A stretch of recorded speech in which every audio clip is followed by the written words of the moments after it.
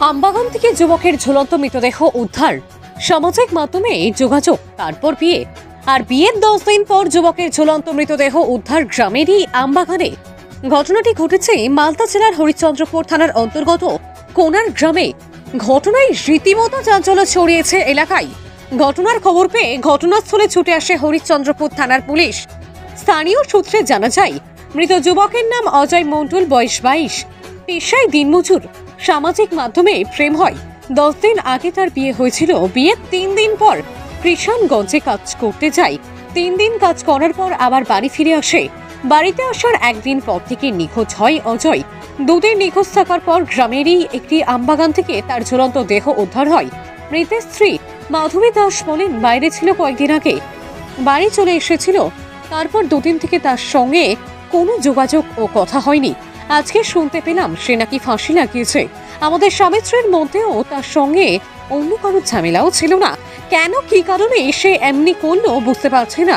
কোনার গ্রামের বাসিন্দা দেবাশিস মণ্ডল বলেন, আমাদের গ্রামে বাড়াপুকুর নামে একটা বড় পুকুর আছে, সেখানে কয়েকজন মাছ মারছিল। তারাই গ্রামবাসীদেরকে খবর দেয় একজন আমবাগানে একটি দেহ ঝুলছে। ছেলেটা 10 দিন আগেই বিয়ে করেছিল, খুব ভালো ছেলে, কারোর সঙ্গে কোনো ঝামেলা ছিল না তার। কি কারণে আত্মহত্যা সেটা কিছু বুঝতে পারছি না। ঘটনাস্থলে পুলিশ আসে। মৃতদেহটি উদ্ধার করে ময়নাতদন্তের জন্য মালদা মেডিকেল কলেজ হাসপাতালে পাঠানো হয়। ঘটনার তদন্ত শুরু করেছে হরিশ্চন্দ্রপুর থানার পুলিশ।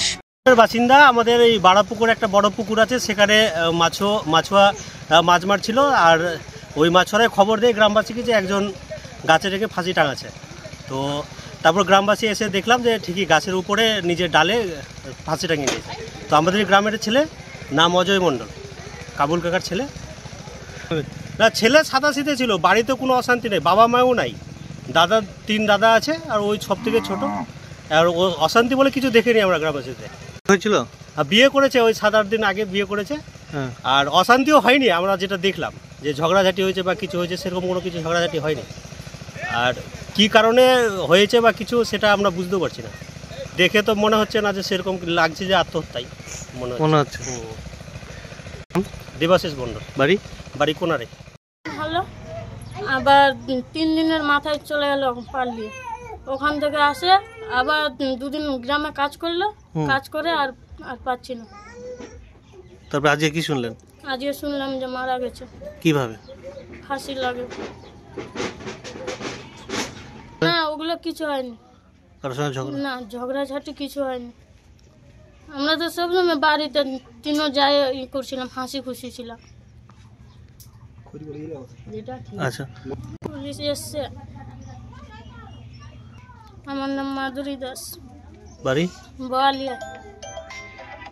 বাবার বাড়ি বোয়ালিয়ার? হ্যাঁ, এটা গরম অঞ্চল। গরুন অঞ্চল। আচ্ছা আচ্ছা, আপনার স্বামীর বাড়ি কোনার? হ্যাঁ, আমার স্বামীর বাড়ি কোনার।